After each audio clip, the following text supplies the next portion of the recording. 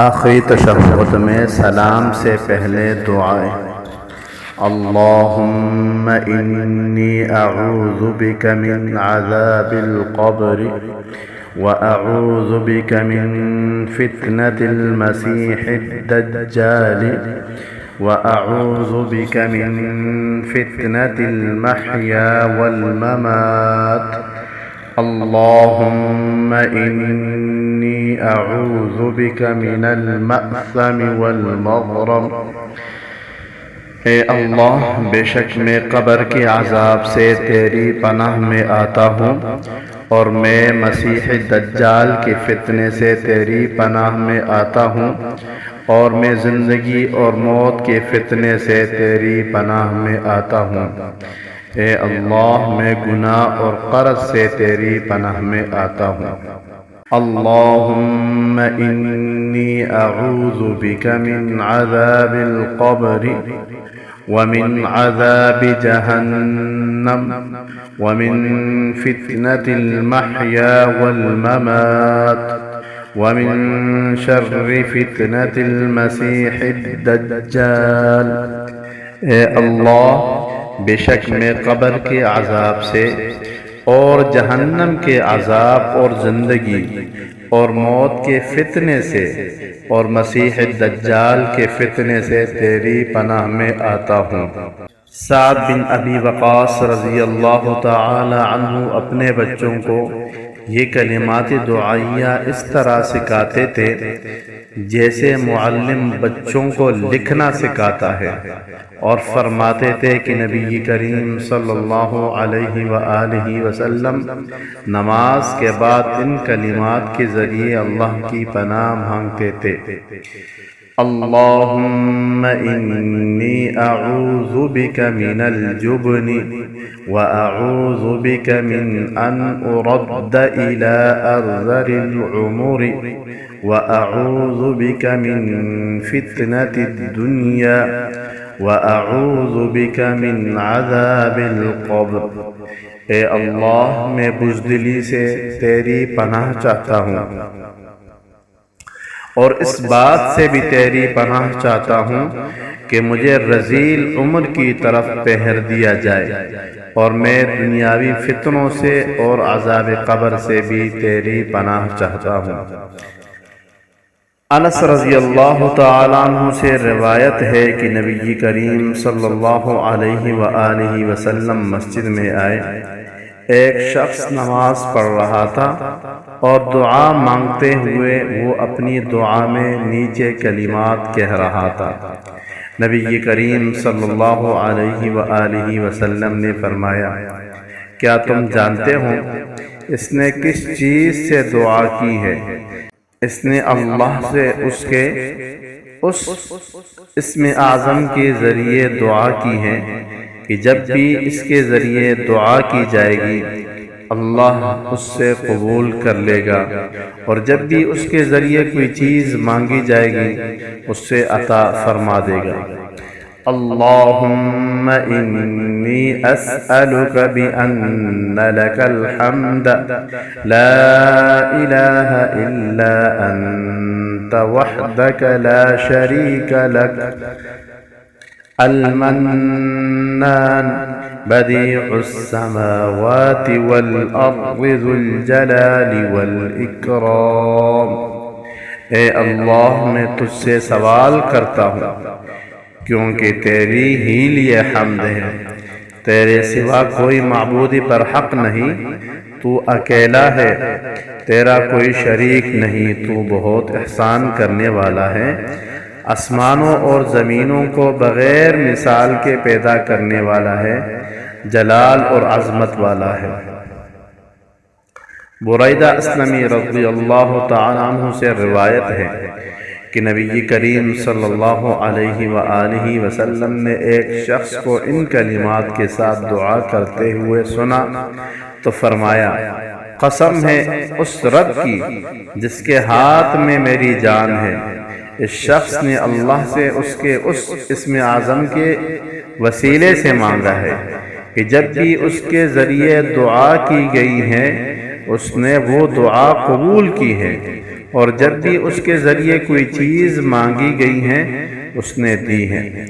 اللہم انی اسألک بأنی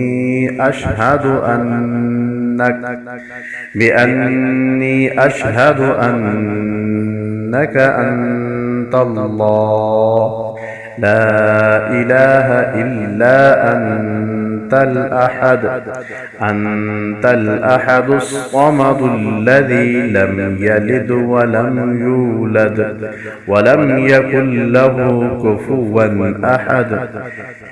اے اللہ میں تجھ سے سوال کرتا ہوں کیونکہ میں گواہی دیتا ہوں کہ بے شک تو ہی معبود ہے، تیرے علاوہ کوئی معبودی برحق نہیں ہے، تو اکیلا ہے،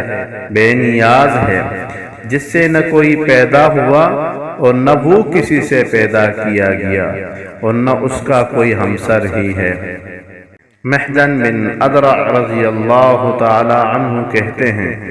کہ رسول اللہ صلی اللہ علیہ وآلہ وسلم مسجد میں گئے تو دیکھا ایک آدمی اپنی نماز پوری کر چکا ہے اور تشہد میں ہے اور کہہ رہا ہے نیچے دعا، تو رسول اللہ صلی اللہ علیہ وآلہ وسلم نے 3 بار فرمایا اس کے گناہ بخش دیے گئے۔ اللہم انی اسألک یا اللہ بأنک الواحد الأحد الصمد الذي لم يلد ولم يولد ولم يكن له كفوا أحد أن تغفر لي ذنوبي إنك أنت الغفور الرحيم۔ جس سے نہ کوئی پیدا ہوا اور نہ وہ کسی سے پیدا کیا گیا اور نہ اس کا کوئی ہمسر ہی ہے، یہ کہ تو میرے گناہ معاف فرما، بے شک تو ہی بخشنے والا اور انتہائی رحم کرنے والا ہے۔ اے اللہ بے شک میں تجھ سے اس لیے سوال کرتا ہوں کہ یقیناً تو اکیلا ہے، یکتا ہے، بے نیاز ہے۔ اللہم بعلمک الغیب وقدرتک علی الخلق احینی ما علمت الحیاة خیرا لی وتوفنی اذا علمت الوفاة خیرا لی۔ اللہم انی اسألک خشیتک فی الغیب والشہادہ واسألک کلمۃ الحق فی الرضا والغضب واسألک القصد فی الغنى والفقر واسألک نعیما لا ينفد واسألک قرة عین لا تنقطع واسألک الرضا بعد القضاء واسألک برد العیش بعد الموت واسألک لذة النظر إلى وجهك والشوق إلى لقائك في غير ضراء مضرة ولا فتنة مضلة۔ اللهم زينا بزينة الإيمان واجعلنا هداة مہتدین۔ اے اللہ اپنے غیب جاننے اور مخلوق پر قدرت رکھنے کے باعث مجھے اس وقت تک زندہ رکھ جب تک تیرے علم کے مطابق میرے لیے زندگی بہتر ہو، اور مجھے اس وقت موت دینا جب تیرے علم کے مطابق میرے لیے موت بہتر ہو۔ اے اللہ بے شک میں حاضر اور غائب دونوں حالتوں میں تجھ سے تیری حشیت کا سوال کرتا ہوں، اور میں تجھ سے خوشنودی اور ناراضی دونوں حالاتوں میں کلمہ حق کی توفیق کا سوال کرتا ہوں، اور میں تجھ سے مالداری اور تنگدستی میں میانہ روی کا سوال کرتا ہوں، اور میں تجھ سے ایسی نعمت کا سوال کرتا ہوں جو ختم نہ ہو، اور تجھ سے آنکھوں کی ایسی ٹھنڈک کا سوال کرتا ہوں جو ختم نہ ہو، اور تجھ سے تیرے فیصلوں پر راضی رہنے کا سوال کرتا ہوں، اور میں تجھ سے موت کے بعد زندگی کی ٹھنڈک مانگتا ہوں، اور میں تجھ سے تیرے چہرے کی دیدار کی لذت کا سوال کرتا ہوں، اور تیری ملاقات کے شوق کا جو بغیر کسی تکلیف دہ مصیبت اور گمراہ کن فتنے کے حاصل ہوں۔ اے اللہ، ہمیں ایمان کی زینت سے مزین فرما اور ہمیں ہدایت یافتہ رہنما بنا دے۔ ابوبکر صدیق رضی اللہ تعالیٰ عنہ نے رسول اللہ صلی اللہ علیہ وآلہ وسلم سے عرض کیا کہ آپ صلی اللہ علیہ وآلہ وسلم مجھے کوئی ایسی دعا سکھا دیجیے جس سے میں نماز میں پڑھا کروں۔ آپ صلی اللہ علیہ وآلہ وسلم نے فرمایا، یہ دعا پڑھا کرو: اللہم انی ظلمت نفسی ظلما كثيرا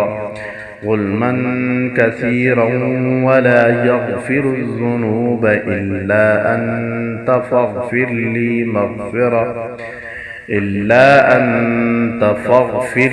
مغفرة من عندك وارحمني